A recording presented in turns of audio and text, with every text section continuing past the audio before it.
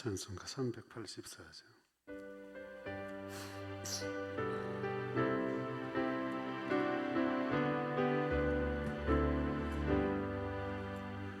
나의 갈 길 다가도록 예수 인도하시니 내 주 안에 있는 공율 어찌 의심하리요. 믿음으로 사는 자는 하늘 위로 받겠네.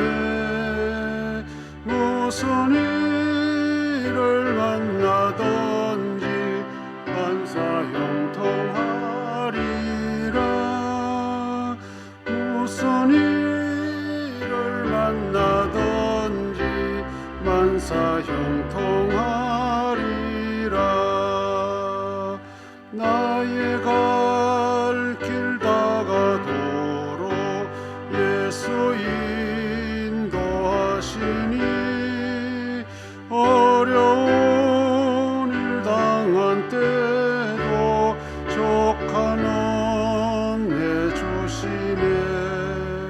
나는 심히 고단하고 영혼 매우 가라나. 나의 앞에 반석에서 샘물 나게 하시네. 나의 앞에 반석에서 샘물 나게 하시네. 나의 갈 길 다가도록 예수 인도하시니 그의 사랑 어찌 큰지 말로 할 수 없도다. 성령 감화받은 영혼 하늘 날아갈 때에 영영 부를 나의 찬송 예수 인도하셨네. 영영 부를 나의 찬송 예수 인도하셨네.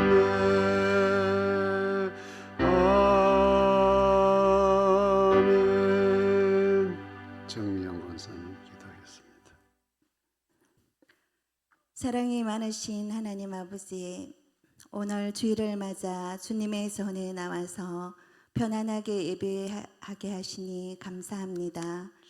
지난 일주일도 주님 동행하여 주셨고 다급한 일들이 많이 있었지만 그때마다 주님 지켜주시고 함께해 주어서 감사합니다. 올 한 해도 마무리되는 시점에서 그동안 많이 축복해 주시고 사랑해 주셨는 일들이 많아 감사합니다. 주님으로 인하여 많이 행복함을 느낍니다. 주님을 믿는 자로서 이 세상 살아갈 때에 본이 되는 삶을 살아 주님의 영광 드러내며 살게 하옵소서. 오늘도 주님의 말씀 귀 기울여 듣고 깨달아 주님이 원하시는 삶을 살게 하시고 주님께서 계획하시고 원하시는 일에 순종하며 따라가게 하옵소서. 마음도 육체도 건강한 삶을 살아갈 수 있게 매일매일 깨어있는 삶, 주님의 말씀에 귀 기울이는 삶, 후회 없는 인생길 하루하루 살게 하옵소서. 가까이 있는 사람부터 축복하며 아껴주고 사랑하고 이웃을 사랑하는 삶, 하나님을 사랑하는 삶으로 살아가게 하옵소서. 우리 교회 식구들 어느 곳에 있든지 동행하여 주시고 아픈 자들을 위로하시며 주님 함께 하시어 외롭지 않도록 지켜주옵소서. 이 모든 말씀 예수님 이름으로 기도합니다. 아멘. 아멘.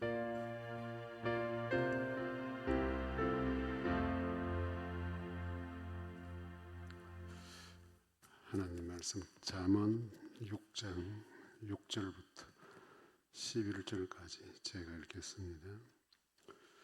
게으른 자여 개미에게 가서 그가 하는 것을 보고 지혜를 얻으라. 개미는 두령도 없고 감독자도 없고 통치자도 없어되 먹을 것을 여름 동안에 예비하며 추수 때에 양식을 모으느니라. 게으른 자여 내가 어느 때까지 누워 있겠느냐? 내가 어느 때에 잠이 깨어 일어나겠느냐? 좀 더 자자, 좀 더 졸자, 손을 모으고 좀 더 누워 있자 하면 내 빈궁이 강도같이 오며 내 곰핍이 군사같이 이르리라. 아멘. 오늘 게으른 사람에 대한 이야기 좀 나눌까 합니다. 이 게으르다 사전적인 의미는 이렇게 정의를 해요. 행동이 느리고 움직이기 싫어하는 것 이렇게 이제 우리도 흔히 누군가를 이렇게 지칭할 때 참 저 사람 게으른 사람이다. 또는 그 반대로 참 저 사람 부지런한 사람이다. 이제 이렇게 지칭을 하는데 이 게으름은 태생일까 아니면 성격일까 또는 습관일까? 이제 이 게으름의 시작이 언제 어떻게 그 사람에게 생겨난 것일까 하는 이제 이런 궁금증을 한번 말씀을 묵상하면서 좀 생각을 해봤습니다. 물론 뭐 좀 태어나면서부터 이런 부류들이 좀 있긴 있죠. 이제 뭐 그런데 보통 일반적으로 보면 이것이 어떤 주어지는 환경에 매여 있는 습관이 아닌가 이런 부분을 좀 더 많이 생각하게 되었어요. 어떤 사람은 뭐 태생적으로 게으른 사람도 있긴 하지만 그건 대체적으로 주변 환경들이 그 사람을 움직이지 않아도 될 수 있다.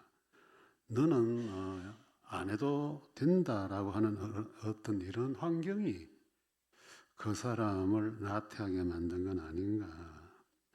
뭐 어쨌든 간에 이 게으름은 성경을 보면 하나님이 되게 싫어하는 거예요. 되게 이거 왜냐하면 이 창조 원리하고 충돌이 되기 때문에 그런 거예요. 이제 하나님은 6일 동안 우리에게 힘써 일하라 하거든요. 땀을 흘려라. 이거는 이제 움직이라는 거잖아요. 그것이 뭐 정신적인 노동이든 뭐 육체적인 노동이든 사람은 뭔가 분주하게 활동을 해야 된다. 그런데 이 게으른 사람들은 이제 오늘 잠언서 기자가 아주 노골적으로 표현하고 있지만 딱 딱개비 같이 자리에 붙어 있는 흐름이에요. 이제 우리 뭐 교리적인 이야기가 되겠지만은 특히 뭐 이 칼빈주의라고 하는데 우리가 이 칼빈주의에서는 이 노동이라는 거, 이 몸을 가지고 일을 하든 정신으로 일을 한다는 자체를 굉장히 신성시해요. 귀하게 여겨. 그걸 이제 하나님은 직업으로의 소명이라 하나님이 주신 거니까 너는 그 일을 해라 이렇게 한다 했어요. 그래서 우리는 이 굉장히 일하는 것, 열심히 사는 것 이걸 굉장히 이제 하나님 앞에 받은 복으로 그렇게 여기는 거예요. 그런데 이제 이 성경에도 보면 이 게으른 사람은 뭐 먹지도 마라 하고 하는데 이런 일맥상통한 모든 흐름들은 사람은 움직여야 된다. 일을 해야 된다. 이 말이에요. 그런데 이제 오늘 성경의 잠언은 우리에게 이제 게으른 사람의 특징을 세 가지를 이렇게 딱 아주 정확하게 요약을 해놔 한눈에 딱 드러나게. 첫째는 보면 뭐 제가 또 겪어본 게으른 사람들하고 비교를 해볼 때 거의 이렇게 일치가 좀 되는 것 같아요. 첫째는 이 게으른 사람들은 이 교훈 받는 걸 싫어한다. 배우는 걸 싫어한다는 거죠. 다시 말하면 열심히 살고 부지런히 사는 사람들 보면서 나도 저래 살아야 되는데 저 사람은 어떻게 저렇게 열심히 살까, 성실하게 살까, 이런 걸 이게 타인의 삶을 통해서 배워야 되는데, 이 게으른 사람들은 이제 그런 교훈이 없다는 거예요. 오히려 너 말라고 그래 사노? 얼마나 살기라고 그렇게 바둥거리며 사냐? 오히려 배워야 될 성실함의 부분은 덮어버리고 자기 입장에 맞춰서 열심히 사는 사람을 오히려 비하를 하는 거예요. 아니, 왜 그래 사냐? 뭐 인생 살면 얼마 살 거라고 그렇게 바둥바둥 사냐? 이런 사람들은 배우기는커녕 열심히 사는 사람들조차도 이렇게. 그래서 성경 잠언은 보면 계미에게 가서 배워라. 계미에게. 이 계미는 여러분들 뭐 눈에도 잘 안 보여잖아요. 단데다가 밟히는 계미들이에요. 이 말은 이 표현, 은유적인 이 표현은 열심히 일하는 사람들을 자세히 보고, 이 계미는 작지만은 자세히 보라는 거잖아요. 자세히 봐야 계미들이 보이니까. 자세히 보고 배우라는 거예요. 여러분들 이거는 굉장히 중요한 교훈이거든요. 우리가 뭐 꼭 어떤 노동에 대한 교훈보다도 이 사람을 만나도 배울 것이 있는 사람을 만나야 돼요. 그 사람이 생산성을 낳는 사람이기 때문에. 그런데 이제 우리 사회는 이런 게 있거든요. 사실 뭐 이 부자들, 돈 가진 사람들 중에 좀 악덕 뭐 그런 기업인도 있고 뭐 부정부패하는 기업들도 있지만은 뭐 대체적으로 다 열심히 일해서 일구는 사업타잖아요. 그런데 우리는 뭔지 모르게 돈이 좀 있는 사람들 매도하는 거예요. 매도를 자꾸 해요. 다 나쁜 사람처럼. 다 뭐 사회적으로 악의 구조처럼 말이죠. 그 밑에 좀 어렵고 힘든 사람들은 뭔가 모르게 돈 가진 사람들에 대해서 불만이 가득한 거예요. 여러분들 우리 인생은 그렇게 하면 안 되잖아요. 그건 하나님의 창조 질서에도 어긋나고요. 땀 흘린 것만큼 얻는 것이 인생이에요. 이것이 뭐 발전해서 뭐 자본주의가 됐든 어떤 주의가 됐든 간에 열심히 일하는 사람은 열심히 안 하는 사람보다 더 가져야 되죠. 물론 열심히 해도 안 되는 사람이 있어요. 또 어떤 사람은 조금 했는데 또 잘 되는 사람도 있고. 그러나 근본적으로 우리는 배워야 되는 입장이라. 가졌든 못 가졌든. 그래서 여러분들 이 사람 관계도 아무나 이렇게 막 만나면 여러분들 이렇게 쉽게 사는 것을 배울 수도 있어요. 그런 사람들과 만나면 뭐 돈 쉽게 버는 법, 뭐 부동산 투기하는 법, 뭐 이런 게 가지고 말이 이래 가지고 쉽게 돈 버는 이런 사람들 만날 수도 있잖아요. 그런 여러분들 우리가 사람을 만날 때는 만나고 돌아섰을 때는 오늘 대화 중에 그래도 뭔가 좀 교훈이 좀 있었다. 서로가 저 사람은 저렇게 이야기하는 거 보면 저런 게 있고 저 사람 좀 새겨 볼 만하네. 한번 내 생활에 적용해 볼 만하네. 뭐 이런 게 좀 이렇게 주고 받음이 있어야 이게 건강한 인간관계고 생산적인 인간관계거든요. 그런데 실컷 만났는데 뭐 이상한 뭐 낭비하고 일 안 하고도 뭘 하는 이런 쪽으로 가면 사람이 교훈적인 것이 없어지는 거란 말이에요. 예수님의 가르침은 성경을 보면 항상 바리새인들에게도 배울 것이 있다. 참 우리 주님은 열려 오픈돼 보신 분이야. 그렇게 책망하고 저주까지 하시면서도 그래도 그들에게 나쁜 것도 많지만은 또 그들에게도 배울 거 있다. 이게 이제 발전하는 사람이고 자기 삶의 열매를 맺는 사람이에요. 뭐 하나가 나쁘다고 10가지 중에 하나가 나쁘다고 좋은 거 다 우리는 외면해 버리잖아요. 그리고 사람 관계도 그런 게 있단 말이에요. 내가 어떤 사람을 존경했는데 뭐 그 사람이 어떤 비리에 걸리면 막 실망을 하고 절망을 하고 당신 그럴 줄 몰랐다고 막 이렇게 하는 사람들이 있어요. 여러분들 하나가 나쁜 거지 지금까지 존경해왔던 전부가 다 무너진 건 아니잖아요.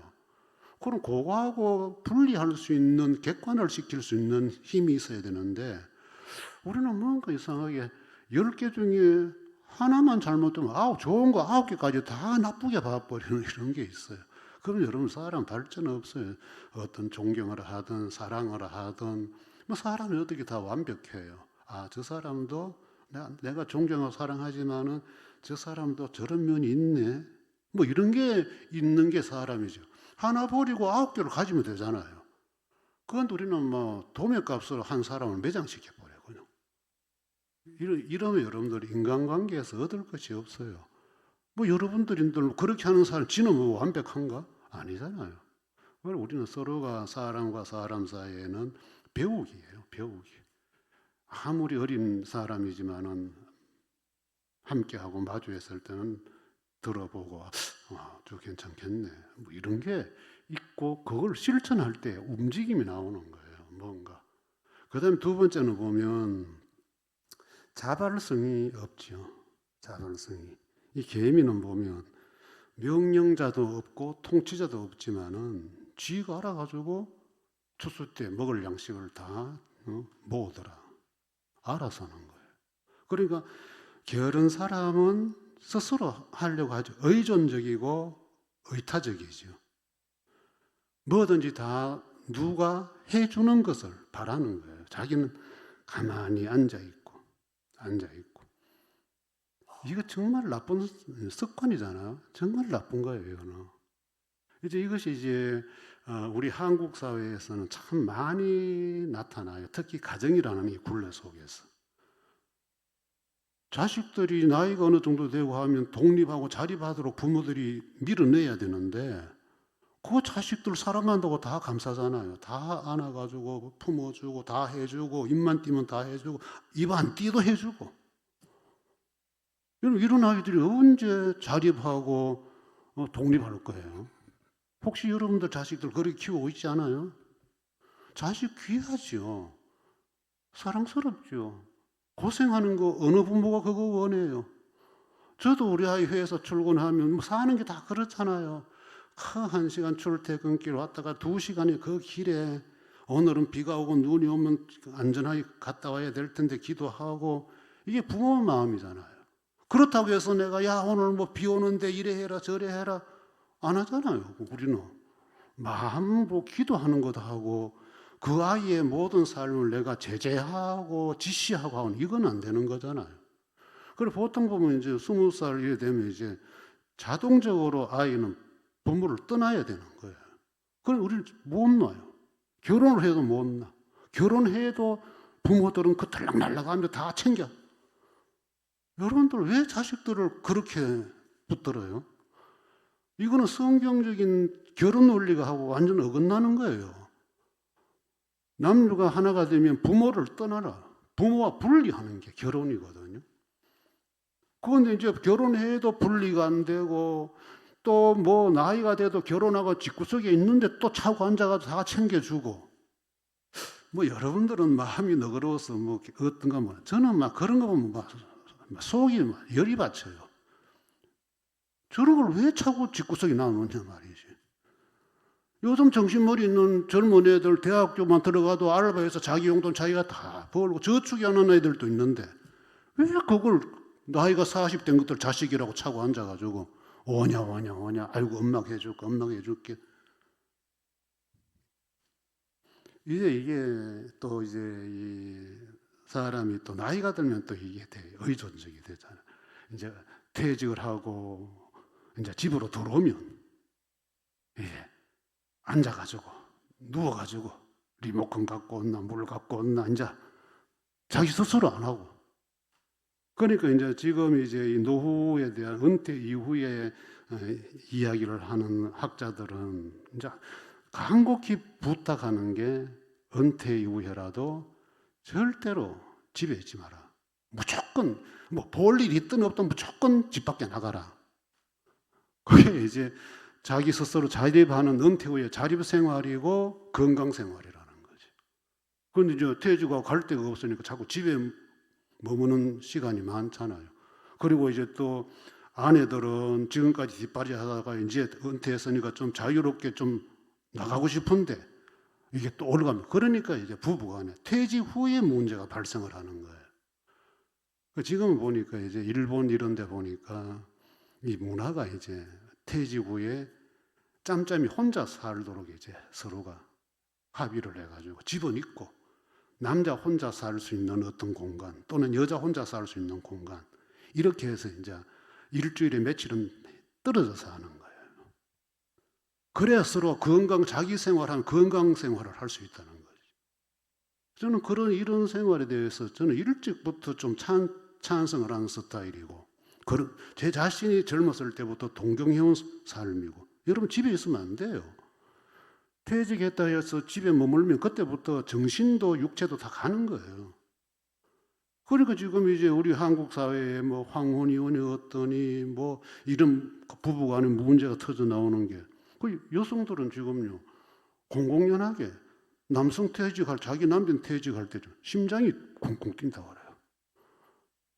퇴직하고 저 사람 내가 어떻게 종일 집에 있는 사람을 어떻게 해야 될까 하고, 뭐 또 남성들은 또 여성들에 대해서 뭐가 또 쿵쿵거리는지 모르겠지만은 하여튼 통계적으로 나오는 게, 물론 이제 이런 문화는 일본부터 시작됐거든요. 그래서 제가 이야기하는 거는 신앙생활도 마찬가지라고 생각해요. 자발성. 오전 시간 제가 말씀드렸지만은 지금 우리 한국 교회는 자발성이 없잖아요. 목사가 지시하는 대로만 움직여요. 기도해라, 요때 해라, 성경 요때 읽어라, 공부 요때 하자, 뭐 하자. 그 외에는 스스로 알아서 할 수 있는 건 없어요. 저는 이게 너무 비참하다고 생각해요. 교인들을 너무 로봇화 시켜놨다. 이건 신앙생활 그렇게 하면 안 돼요. 목사 없이 하는 게 신앙생활이에요. 목사는 교회 와서 설교하고 너 이래 살아라 말씀을 전달하는 사람이지, 내보는 앞에서만 하는 그게 무슨 신앙생활이에요. 여러분 알아서 스스로 할 수 있는, 물론 어릴 때는 배우고 따라가고 그런 과정이 좀 필요해요. 그러나 지금은 솔직히 우리 한국 교회가 완전 뭐 초신자가 교회에 와서 등록하고 이런 경우는 없잖아요. 거의가 이제는 다 조금 아는 사람들이 와서 이제 교회 생활을 옮겨와도 수평 이동으로 오는 거지. 그럼 서로가 다 예수 믿는 건 무엇이고 교회 생활을 다 기본적으로 다 바탕이 되어 있단 말이에요. 그럼 그 바탕을 가지고 네가 알아서 해봐라 한번. 그리고 신앙생활은 교회 생활만 신앙생활을 하지 않고 일상생활 자체가 신앙적으로 하는 게 신앙생활이니까, 그럼 집에 가서도 일터 가서도 예수님의 사람으로 그래 살도록, 그게 이제 움직이는 신앙이에요. 여기 갇혀 있는 거는 죽은 신앙이에요.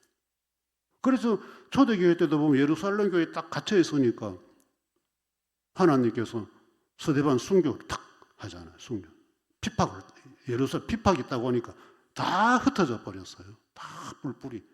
그래서 사마리아로 유다로 다 이렇게 흩어져 버렸어요. 그것이 이제 선교의 시작인 거예요. 그때 이제 바나바하고 바울이 선교로 유럽으로 떠났고, 만약 그거 안 하시면 자기들끼리 뽁짝뽁짝하게 해가지고 뭐 교회만 가고 먹을 것 주지요, 입을 것 주지요, 뭐 구제한다고 다 해주니까 뽁짝뽁짝하게 모였단 말이에요.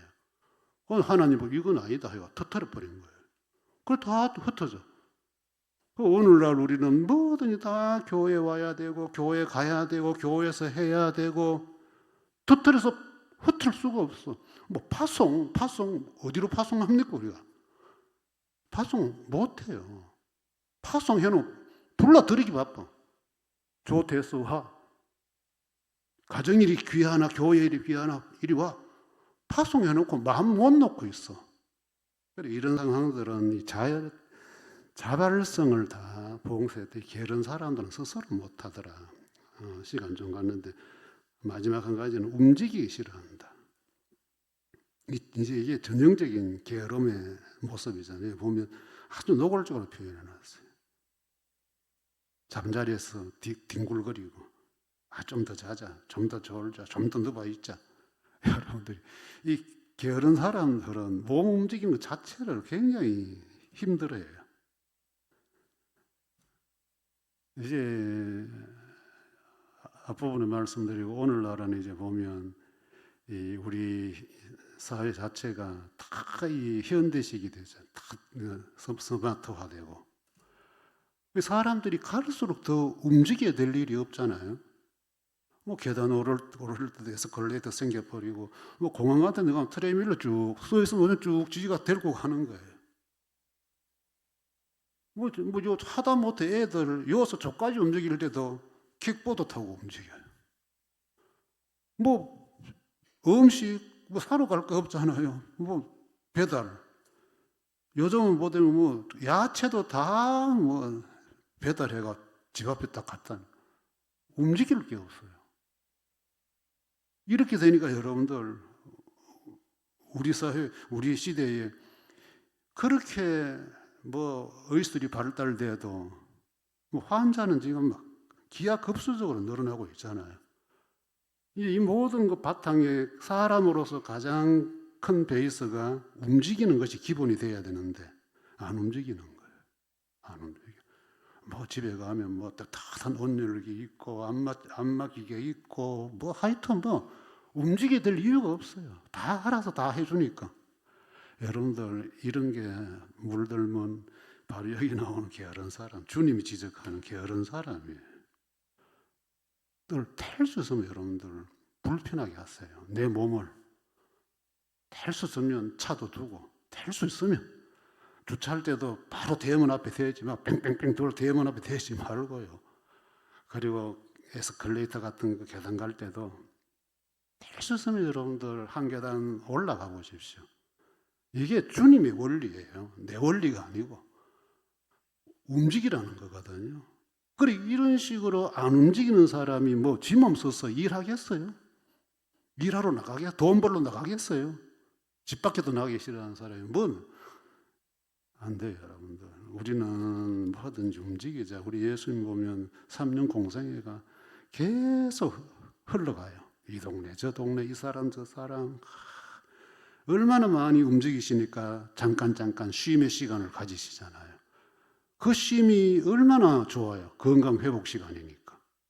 우리 예수님도 그렇게 움직이시는데 뭐 우리는 뭐 안 움직이고 뭐 기도는 건강 주십시오. 뭐 안 돼요, 여러분들. 우리 조금 더 부지런하게 움직여야 되지 않냐. 내가 움직이는 것이 신앙생활의 건강, 영적 생활의 건강, 또 육적 생활의 건강, 이 모든 게 다 아우러니까. 그래 이제 안 움직이면 게으른 사람은 끝이 뭐 그냥 뻥 간다는 뉘앙스로 본문이 표현하잖아요. 한 방에 간다. 여러분들 이런 문구들은 아이고 뭐 은유적인 이야기겠지라고 쉽게 생각하면 안 되고요. 우리 의식에 움직이지 않고 사는 것은 하나님께서 범죄로 여기시구나. 그걸 범죄니까 망하게 만들어버려요. 죄인으로 망하게 만들어버려요. 자기 할 일 자신이 할 수 있고 일할 수 있다는 것, 어디 가야 되고 뭘 해야 되고 하는 이런 것들이 많다는 거, 그 복이라. 나는 왜 이렇게 일이 많냐, 힘들어 죽겠네 하지 말고 참 하나님 주시는 복이구나. 여러분 일 없으면요 사람 멍해집니다. 멍해져. 하루아침에 이래야 돼. 어떻게 하든지 움직이시고 할 일 있으면 하시고 남에게 미루지 마시고 내가 하고 좀 쩔쩔거리고 좀 살아라. 쩔쩔거리고. 주 예수 그리스도의 은혜와 하나님의 사랑과 성령의 교통하심이 너희 무리와 함께 있을지어다. 아멘.